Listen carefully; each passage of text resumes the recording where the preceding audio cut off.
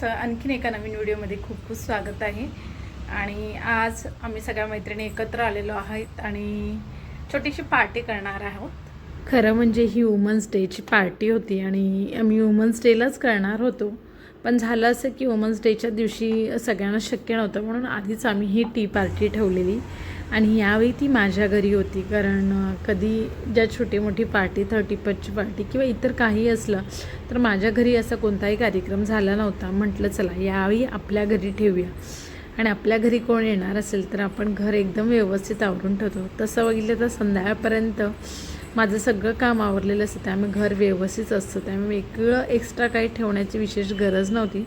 पण मैत्रिणी येणार आहेत आपल्या घरी म्हणून थोडंसं अजून थोडं आवरूया म्हणून थोडंसं घर आवरून घेतलं आणि टी पार्टी ठेवूया असं सगळ्यांनी म्हटलेलं की जास्त खाण्याचं तामझाम करू नकोस, फक्त आपण एकत्र येऊन मस्त एन्जॉय करूया, खूप गप्पा मारूया असं ठरलेलं होतं। आणि सगळ्यांच्या मुलांचा ट्युशनचा टाईम असतो संध्याकाळी, त्यामुळे फारसा आमच्याकडे वेळ नव्हता, फक्त 2 तासाचा वेळ।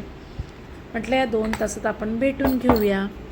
मग टी पार्टीबरोबर मी म्हटलं की सगळ्यांचीच मुलं येणार आहेत तर आपण भेळ बनवूया, म्हणून तर मी भेळ बनवणार होती।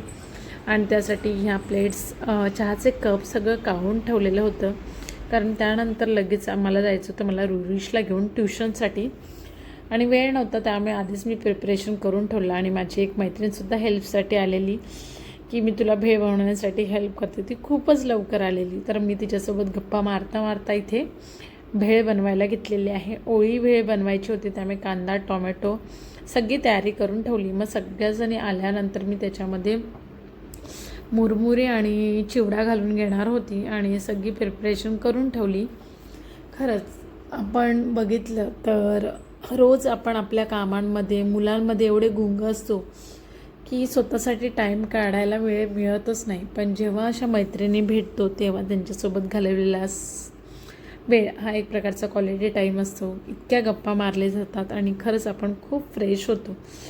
जीवनामध्ये मैत्रिणी असणंही तितकंच गरजेचं आहे, कारण त्यांच्यासोबत आपण अनेक गोष्टी शेअर करतो आणि असं शेअरिंग केल्यामुळे आपलं मनसुद्धा हलकं होतं। बघा आम्ही आता सगळ्याजणी भेटलेलो आहेत आणि आम्ही ह्या सगळ्याजणी ह्या वेगवेगळ्या स्टेटमधले आहेत, प्रत्येकजण आपलं घर सोडून मिस्टरांच्या कामानिमित्त किंवा स्वतःच्या कामानिमित्त इथे स्थायिक झालेले आहेत। आणि ही आहे आमची बच्चा पार्टी। आता या रूमचे काय हाल होणार ते काय मी सांगू शकत नाही, कारण इतकी मुलं एकत्र आली आणि पूर्ण घर व्यवस्थित राहील हे काय सांगायला नको। आणि हे बघा हे सगळेजण हाय करतात आहेत, आणि इकडे आमच्यापेक्षा मला वाटतं आमची मुलंच जास्त एन्जॉय करतात। आणि खरंच जेव्हा सगळी मुलं एकत्र येतात तेव्हा त्यांची फुल टू धमाल असते आणि आमच्या गप्पा काही संपत नाही।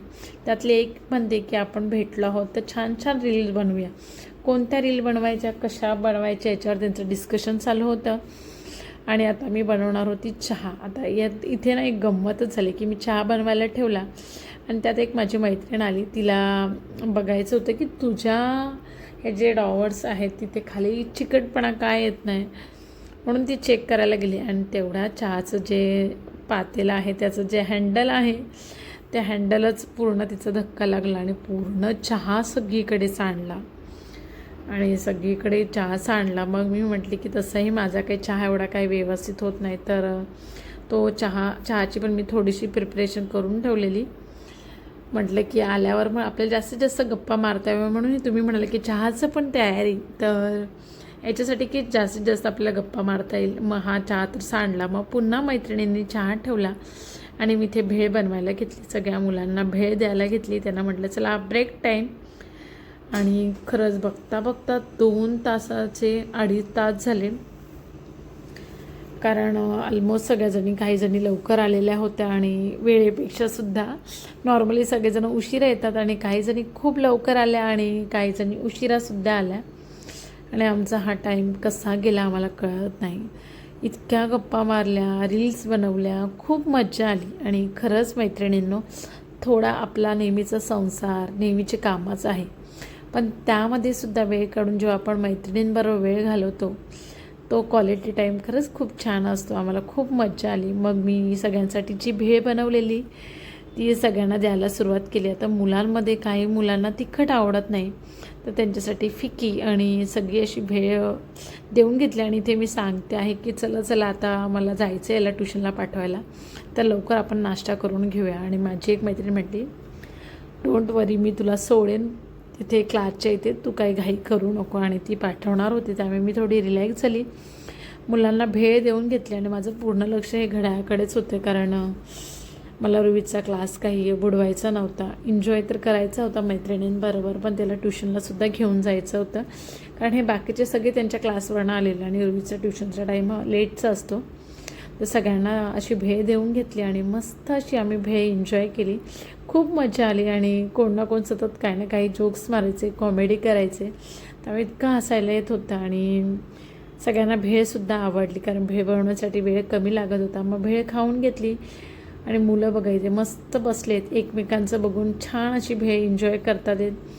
यांची भेळ खाऊन झाली, आम्हीसुद्धा भेळ खाल्ली, थोडेसे गेम्स खेळलो आणि असा हा ॲडव्हान्समध्ये आम्ही वुमन्स डे सेलिब्रेट केला.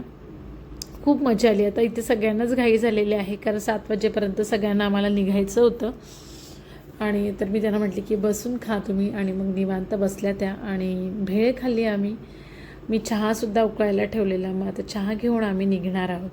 खरंच मैत्रिणींनो, थोडा वेळ निवांत वेळ स्वतःसाठी काढणंही गरजेचं आहे तेवढंच. आणि असा हा निवांत वेळ खूप छान गेला आमचा. आणि आता हा चहा मी सगळ्यांना ओतून घेत आहे. चहा झाला बनवून आणि आम्ही चहा छान एन्जॉय केला. आणि असा होता आजचा आमचा वुमन्स डेचा